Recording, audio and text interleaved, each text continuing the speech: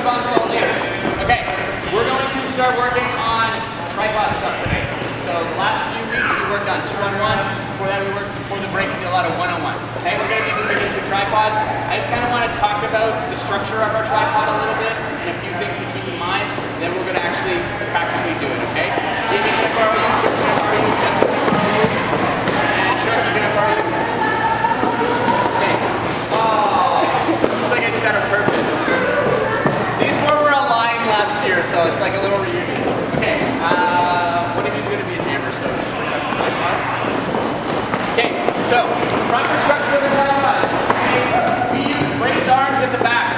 Okay, we use braced arms all the way around the formation. The reason that we do this is it gives us a lot more support when it comes to lateral movement and driving, but it also allows us more depth in the formation in case this shape a little bit deeper. Okay, if you wrap those arms and close that spot, it's not as deep and it creates some extra space on the side. Okay, so let's expand a little bit. Okay, so go back to your structure for a sec. Okay, we're going to talk about arm height. So arm and shoulder height should always be the same. Right shoulder matches Jamie's left, Jamie's right shoulder matches Sharky's left. Okay, Sharky's going to go tall, and then we're going to go lower. This awkwardness happens where you're pushing down on the tripod, okay? One, that is not strong, and two, that's going to lead to some major injuries for Jesse and Jamie. You're going to get some rotator cuff pulls, and it's just going to get you hurt, okay? So go into a natural shoulder. If one person is too tall, let's go Jesse, then she knows by looking at the other shoulder, shit, I got to get back down and match shoulders. So it's a visual exercise as well. Okay, that's the structure, okay? As far as movement is concerned, we are thinking about always sucking back on the jammer when there's space. Go ahead. Suck back, make space. Beautiful, stop right there. When we suck back, if everybody wants to come back here for a second, stay in that position. Okay, you'll see that you've got a nice tight seam, but Jesse's taking Choke's laterals away by putting their hip past Choke's hip, and then Jamie is taking away this leg, and if Choke was to come to the outside, Jamie can swoop under, okay, and stop right there, and we can trap that jammer, okay? The reason that we have the ability to trap the jammer is because Jesse had slid the hip back, and we're allowed to form a seam around that jammer, okay?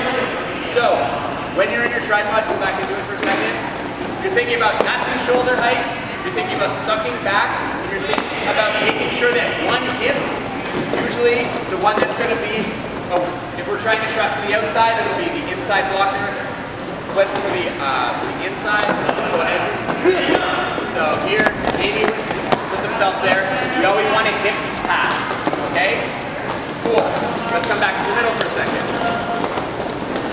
If the jammer comes in with a little bit of speed, so the tripod move up a touch, we're going to do the drop, okay? The jammer's coming in with speed, and you know that they're going to hit that back seam. We have to do a drop motion, okay? So that means the back pair drops in a sitting motion onto the quads of Choke. Don't be gentle, don't kill Choke, okay? Go, speed, drop, okay? And then they form that seam. What you're ideally trying to do is your butt cheek is slamming hard down onto the thighs, trying to give them a Charlie horse. Okay? That is your goal. Alright? Alright. Magnets. Okay? This is something that's kind of new to us a little bit. Okay? If for some reason Choke be in this formation, yeah, be in. Oh, sorry, I have to be chopped behind the seams for everything. Okay, so Choke, if Choke was to track to the outside, okay, and Jamie was to catch, Jesse goes off of the tripod. Okay, so Jesse for some reason has given all this space and is being restricted by that brace. Jesse can release the brace, magnetize yourself to this person, okay, and then Sharky can come back and join them, alright? So if for some reason you're like, I need to move to fill that space, let go of the brace, go to the jammer, trap them, and the brace will come to you. Okay? That's what I mean by magnets. Always magnetize yourself to the jammer. Never let your body leave the jammer at any point. Okay? If you feel like your friend isn't coming with you, tell them to come with you. You have to magnetize yourself to the jammer. Use whatever language you want. I just say magnet, magnet, magnet all the time. Okay? Last thing that we're going to talk about is our drive motion. Alright? So, you caught the jammer in the seam. Okay, And then this is one of those great Juki jammers. Okay, choke, you're gonna come around to the in, and they're usually gonna beat us, right? That's okay. Usually they're gonna beat us if we're not quick enough. What will happen is, if Jesse gets beat, usually Jamie and Sharky will see that that's happening. And what has to happen now is you ask for a drive. Okay, so what that looks like, let's do a demo. Okay, go ahead. Beautiful. So what happened there was Sharky asked for the drive, knowing that Jesse got beat. Jamie is the one connected to the car, gave them that drive. Okay, so all they did is push their legs, push them on the 45-degree angle to that spot to catch them. Yeah, yes. I'll talk about that. And I see that we have Sharky,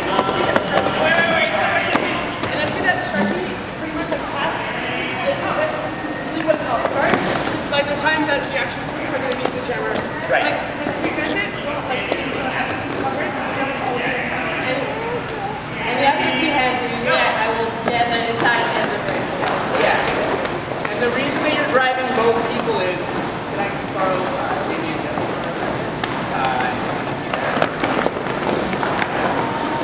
okay, because if Sharky gets by there and I push Jesse and Jesse just misses the clip, I still have Jamie as a backup. So you're hoping that maybe you'll clip Sharky and spin them out for Jesse, but if you miss, you still have Jamie. So it's like two options.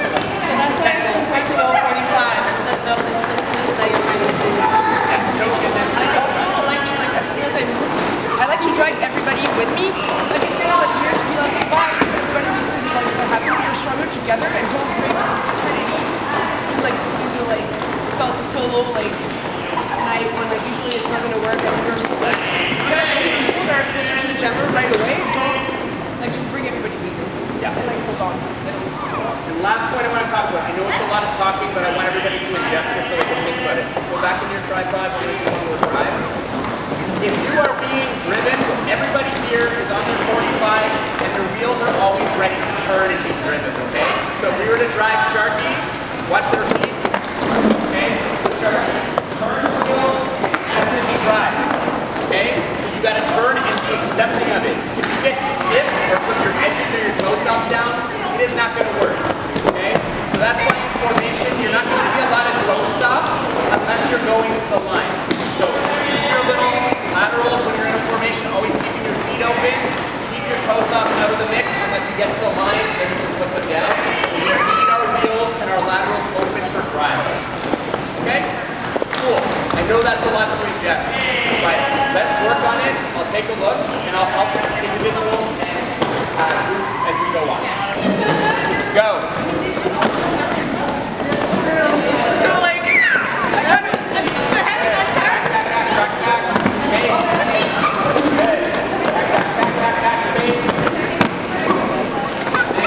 How many points of contact, Siobhan? Talk to them. Good. Okay, next group. Dan, your challenge is not to use your toe stops at all. Serious. No toe stops. Try your best. Try your best. Go. Talk.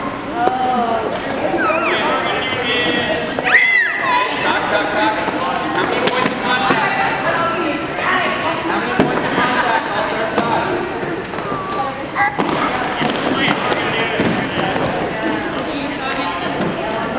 Now move your feet, Dan. You don't need those toes down. Move your feet. Yeah, take space. Done. Next 3. Next 4. Okay, ready? Go.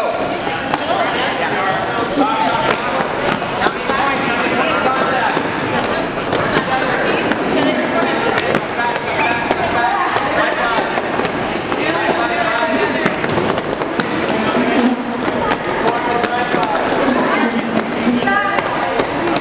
It's all right. That wasn't too bad. I'll have communication, okay? Ready? Go.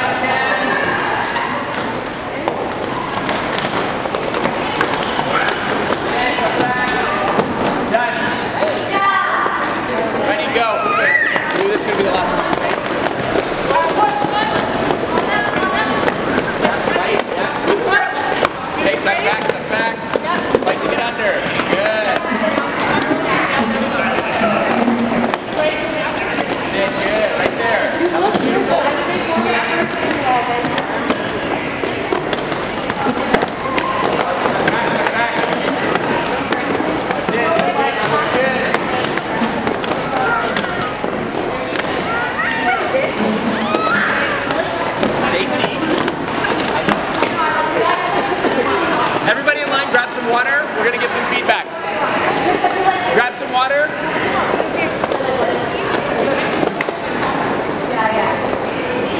Yeah, the elbow line doesn't actually look as nice as you think it does, because when you tuck, it's like, you did elbow in. Yeah. Okay, that actually looked pretty good for that first run. Just gonna make some adjustments, okay? I was also saying some things to see if you organically did it, and a lot of you were responding. Great. Can I get those same 4 people to help out? Okay, so I was constantly saying like how many pieces of contact for a little bit at first. So we talked about this when we were doing pairs blocking and singular blocking. As a blocker, you want to think about trying to make 5 points of contact on your body on a person, okay? So if Choke is on here, Jesse wants to try and make 5 points. So she's thinking about shoulder, like back here, I guess shoulder blade or what muscle is this? Anyway, this muscle. Thank you. Okay. 1, 2, 3, 4, 5. Okay. All of that should be on the jammer. So you should be thinking about all of that always being on the jammer.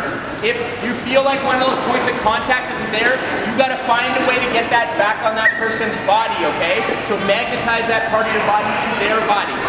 Okay. So if you want to come take a look, you can. 5 points of contact as far as you're concerned. The brace should always be telling these pairs 2 points of contact. That means both of you should be on that jammer, making 5 points of contact each. How many pieces of contact is that? 10. We want to have 10 pieces of contact on that jammer at all times. Okay? That's a tough challenge, but that is our goal when we're blocking in a tripod. 10 pieces of contact in total on that jammer at all times. Okay? Cool. Always think about fighting to get under. Okay, if you go into a tripod, if you're a little tall, okay, the Choke push into it. Okay? If you're too tall, Choke is going to push you up, okay, and your tripod is going to move forward. Stop the grip. Okay? So if you find that you're higher than the jammer's chest, slide your armpit down and get those 5 points of contact underneath their chest. Take this area away. This is what they need to move. They can push you with their chest and use their legs and keep their hips separated. If the jammer's hips are separated, you are in trouble, okay? They're gonna do some move with their hips and you're gonna feel their body, their upper body on you, but their hips are already gonna be around you. They do one move and they're gone, okay? So, fight to get under. Slide your armpit down, fight to get under. Okay, go and fight to get under. Yeah. Always fight to get under, okay? Yeah. So when Choke tries to push them up, they fight to get back up. Okay, good. You're good right there. You're good right there. Great to get. You're good right there. They want to keep going. Okay. Stop. Thank you. Okay.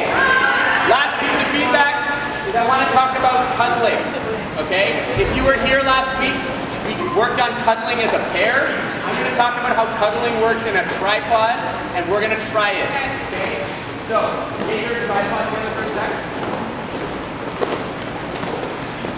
If Choke was to get past the hip of one of these blockers in the back there, okay? Normally what we do, I'll go through the middle, sorry. If they were to get through the middle and get past one hip, okay, say Jesse's hip is past here, what Jessie can do is she can just a quick lateral up and some back in, right? Like that. That is one option, all right? But if this motion happens and it's kind of weird where Sharky right now is like, shit, I'm not really making contact, drop the brace and flip your chest on the Choke. Flip into this position, Jessie, run up and cuddle. No, just move up, put your shoulder in the Sharky. Cuddle. And cuddle, okay? And then Jamie can support that. Sharky back, and that's it. So you can either slide up or you can turn. When you cuddle, you gotta release your arms, and what happens is, okay, Jessie will slide in, so let's get it again. Choke is already at me. But we're at 3, so we're gonna try and get rid of that first. Okay, so Sharky, realize how I'm making contact there, cuddle, and Jamie, you can support right there. That's it. Okay? That's it. And then what happens now is stay in one side, Sharky, cover the line with her last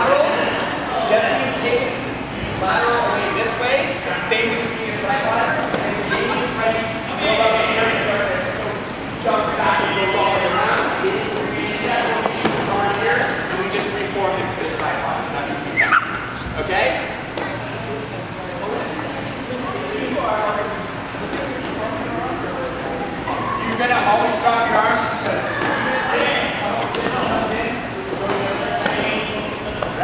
just so you keep your arm up there and brace Jamie. Okay, we're doing this. That's illegal. Okay, we're using a link, taking something away, and you're putting pressure on it. That's considered a multiplayer block. So you've got to drop the arm and make chest-to-chest contact. You're cuddling with each other, taking that seat away, and Jamie's just bracing that back, just to make sure that they can give some extra support. Okay? Again, a lot of feedback, but there's some options for you to play around with. If you're stuck in that position, like I hate that. Yep. How do you get space in that? Sure.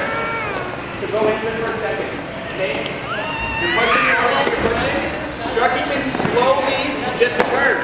When you're like, I don't want to be in this, just slowly smear your body across them, back into your pocket. But make sure you do it slowly. If you release and give them any space, they're probably going to run you over or get that little bit of speed to kind of blow up your formation. Okay? Cool. So, TLDR, take space away as much as you can. Okay? Doing whatever you can. Okay, let's do it. We got 10 more minutes. I don't want to see any space.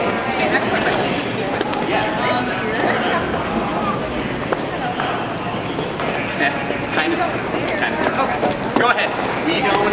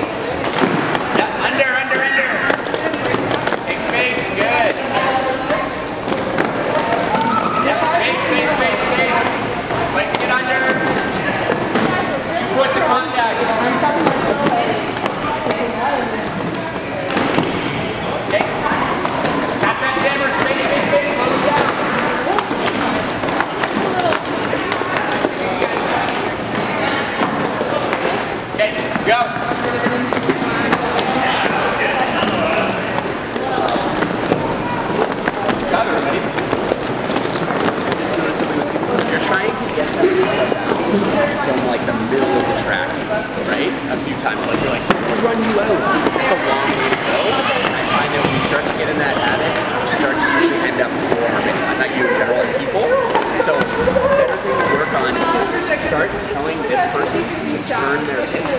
Start to slowly guide them.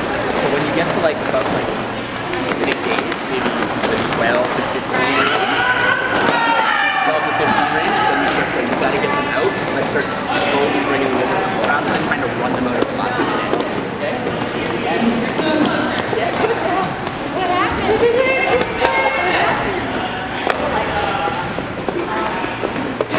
Go. Lock in. More talking, please. How many points of contact do we tell them?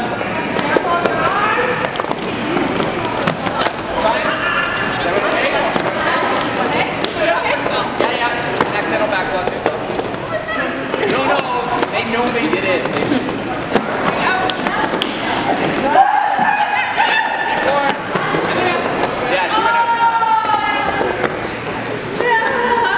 Be wary of that when that jammer turns their back, just stop. Trap them there rather than It's a hard one because if they're really good, they'll turn at the last second.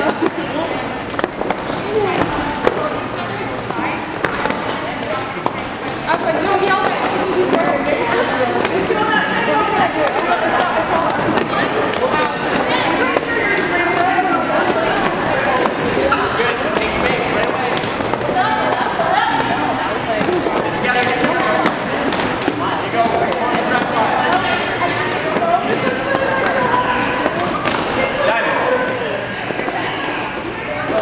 This will be the last one. Get some water, be some feedback, and then we're going to go for about 5 more minutes. Go. Space, Luke, take that space. Get your foot on them. Space. Get back. Back. Take space. Why are you using all that space? Yeah, back. Back together in a formation. That's it, good.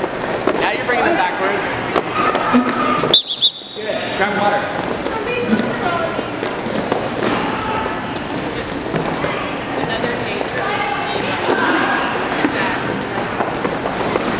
If you didn't get them, you were very close to getting them. Okay. Everybody, we have 5 more minutes left, so give me your eyes in for a second, please. Hey, give me your eyes in for a second, please. Okay, can I just get some people to come help me? Yeah. Training crew, come on. Okay, I want to give 2 more pieces of feedback. We're going to work on this for 5 more minutes. Okay, as far as getting somebody out of bounds, okay, we need to work on this a little bit. When you're blocking on a tripod, okay, you need to know ahead of time that you got to get them out of bounds. You can't wait until you're almost at the end of an engagement zone or something to try and get somebody out of bounds. It's not going to work. Okay? So this group needs to know it's like either we're going to be bridging or we're going to take this tripod as far as we can to get ready to go. So I want to talk about bridging. I want to talk about how to get a jammer out of bounds with the tripod before you got a bridge. And I want to talk about drawing back. Okay? Cool. So we're in a tripod and we need to bridge. Normally all stars, we have one OG doing their thing. We'll go 15 feet with a tripod, drop a bridge, the bridge slides back to 10. It goes 2 pairs, an extra 20 feet. Okay?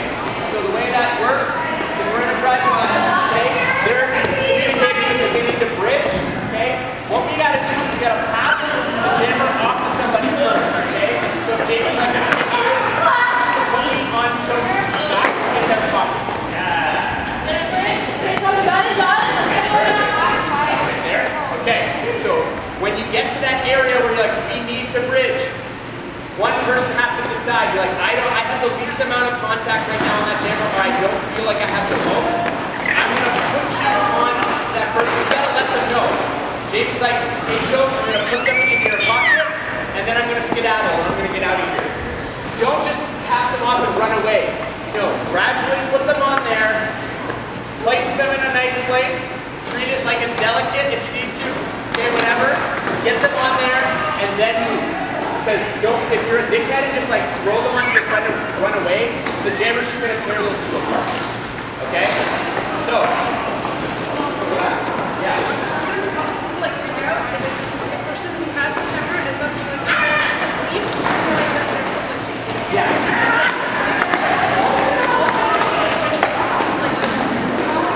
That makes more sense for that person to go. Don't just like panic and then like the first person who like hears it leaves, because like sometimes it's like somebody that is totally in front of the gym. Yeah, this is where preemptively getting ready to bridge comes into play. Okay, so if you're planning ahead of time when you need to bridge, there is no panic movement. But if you're like waiting till the last second, you're like, bridge, and leave, that's when everything falls apart. Okay, so we talk about it. If your friend isn't talking, be like, hey Jamie, pass them to me. Okay, now you're leaving. Just take the conversation for a second. Okay, cool. Getting the jammer out of bounds. So before we can get to a bridge, we want to try and get the jammer out of bounds. So as you realize we're getting close to that time to bridge, you need to start turning hips. So let's go to the inside, okay? So Jamie will turn their hips and start to guide you. As a jammer, I'm just going to keep pushing, and then the momentum of them slowly turning their hips will get you to the point where they can guide me out of bounds. But you don't want to try and put the jammer out of bounds from the middle of the track, from lane 2, or anything like that. Get them to closer to the line, and then run them out of bounds.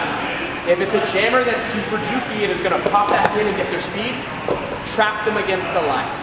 That would have been perfect for you, Siobhan, where Choke turned their back. If a jammer gets to the spot and turns their back, just trap them. Don't get them out of bounds because you need a penalty.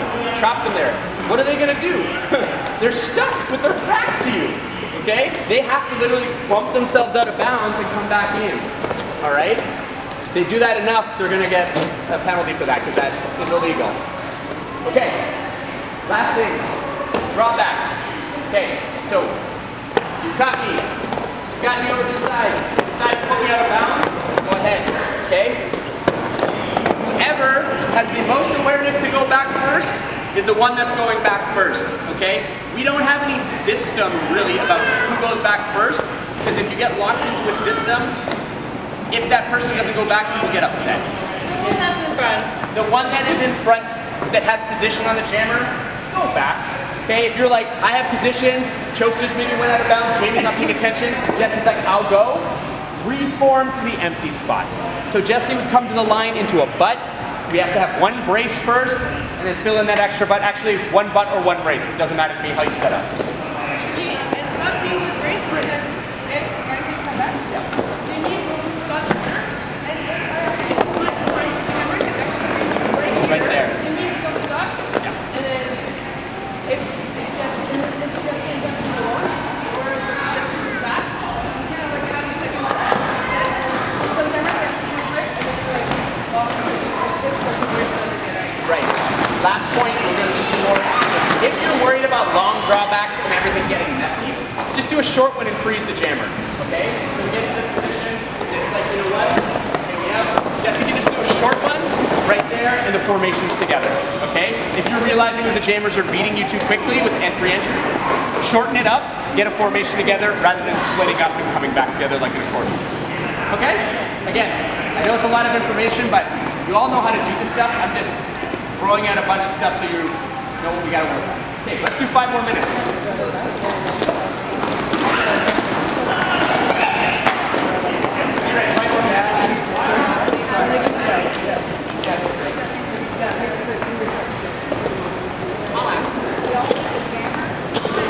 Never mind. Go! Stop! Stop! In front of the legs! In front of the legs! Slow down! Slow down! Inside! Inside!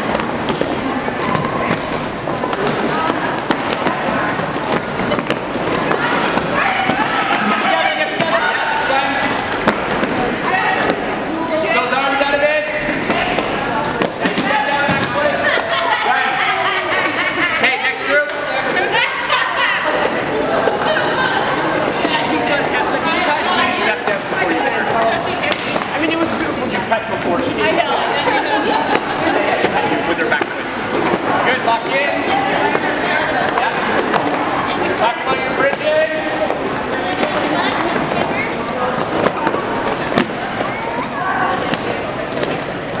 Fight to get back under, Slim.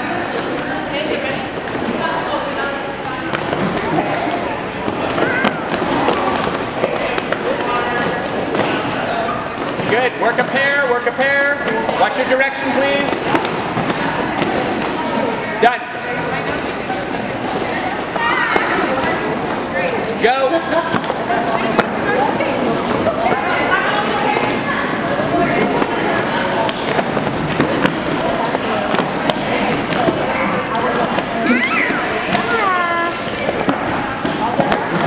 That's it. Talk to them. Tell them how much they have left.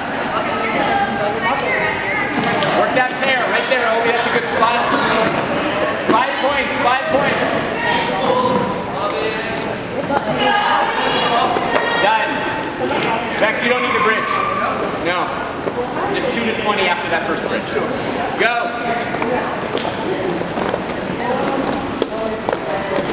Talk, talk, talk, talk, talk, talk, talk.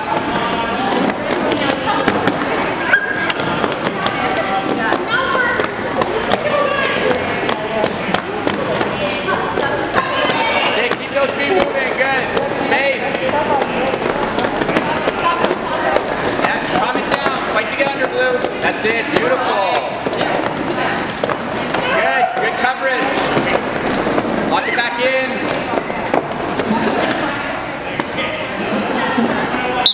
You're good. Okay.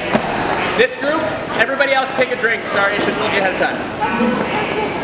Everybody here, don't fill up the water. Take it back in the Stop. Nice. Inside. Out.